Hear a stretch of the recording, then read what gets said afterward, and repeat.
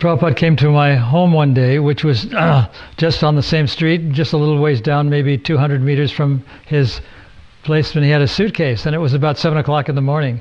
So I didn't really know what to think, because he kind of woke me up, and I was living with my living-in girlfriend, and we didn't know what to make of it. He was carrying his suitcase, so I kind of got the feeling that he was no longer staying there. It was kind of like an itinerant preacher or something like that. And I said, well, what do you want me to do? And I got the feeling that he wanted to take up residence in my home. And I was thinking, that can't be. That would be wrong, because I have so many instruments, I have so many musicians playing there every day, and it would be too noisy for him. In a way, I was kind of thinking that it would just not be appropriate, or I didn't want to do it. I didn't want to fully surrender at that point. But I felt I had to do something. And I asked him what the problem was, and he said, well, the person he was living with started, in his words, ill-naming me, which I guess was his gentle way of saying that the guy was making some caustic remarks and swearing and this and that.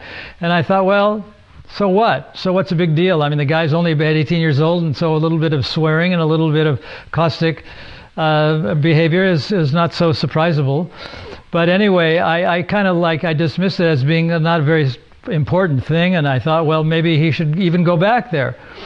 Then he said to me, in India we have a proverb that says that you take a spiritual master, you sit in front of him, then you kill him, and you move his dead body over, and then you become the guru. So that was his way of saying that this guy was very dangerous.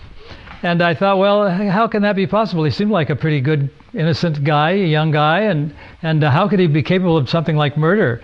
So I didn't know what to think. Anyway, I knew something had to be done, because he wasn't going to go back there.